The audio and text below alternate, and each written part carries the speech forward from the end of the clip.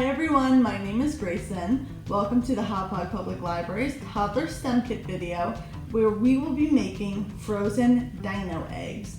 Now this process takes a little bit of time because you do have to put something in the freezer and wait a while, but I promise it'll be worth the wait. So let's get started and talk about what we need. You'll need some balloons, some toy dinosaurs, a funnel, and some water. So the first thing you want to do is take your balloon, and if you need an adult's help for this, feel free to ask because it can be a little bit tough to do this part. You have to blow the balloon up slightly, just about that much, and then you're just gonna hold it for about 30 seconds. So while I'm doing that, I'm actually gonna blow up my other balloon too. So you just gotta wait. This helps the balloon stretch a little bit. It'll make it easier to put your dinosaurs inside and add the water later on. And after that point, what you're gonna do is you'll obviously release the air from your balloons. What an interesting sound. And then you're going to open the balloon up a little bit and put your toy dinosaur inside. Let me just release the air from this one. So let's start with, I'm going to use my blue dinosaur. You gotta kind of stick your fingers in the balloon enough for it to stretch.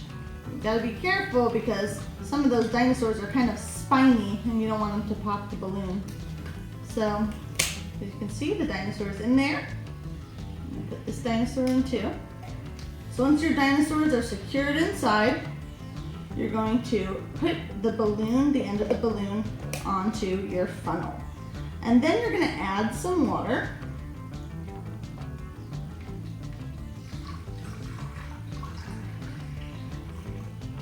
Just enough in there to kind of make a small egg shape. And as you can see, I poured probably a little bit too much water in here, so when I take the funnel off, some of it's going to come out. So I'm going to do it over my pitcher. All right. And then you're going to tie your balloon. Again, this part's a little tricky, so you may need to ask an adult for help. You wrap it around your fingers, you stick the end of it back inside, and then there you go, you got a little knot.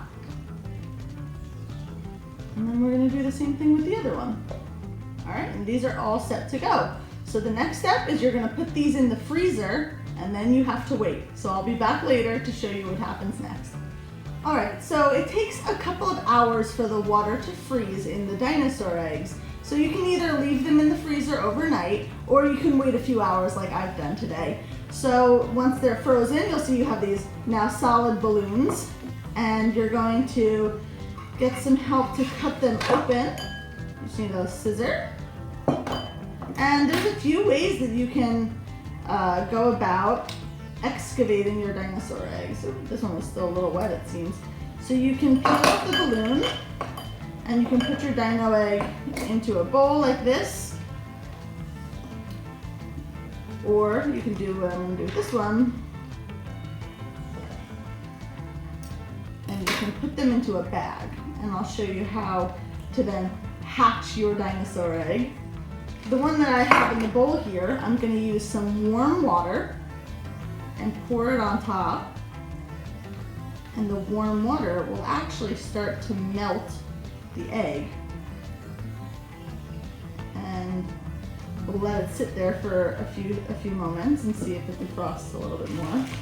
Or you can put it into a bag or onto a tray table, and you can use a tool like I'm using a spoon. If you have a toy hammer, you can use that, and you can just start smashing away at the ice and see if it starts to break, and you can try and break open your dinosaur egg. It might take a while to get them out, which is perfectly normal because ice can be tough to crack. So this one, maybe even you can bang it against a hard floor. So if you have concrete or something outside that you can bang it against to try and get it to break. I'm not going to smash it too much because I'm at a table right now. But once you give it a little bit of time, you'll see that the eggs start to open, and you can then get your dinosaurs out that way. Or you can try and find your own way to excavate your dinosaur from its egg. And then if an adult is helping you, you can ask them to comment down below and let us know what your method was. How were you able to get your dinosaur out of its frozen egg? I had so much fun making this activity, and I hope you had fun participating.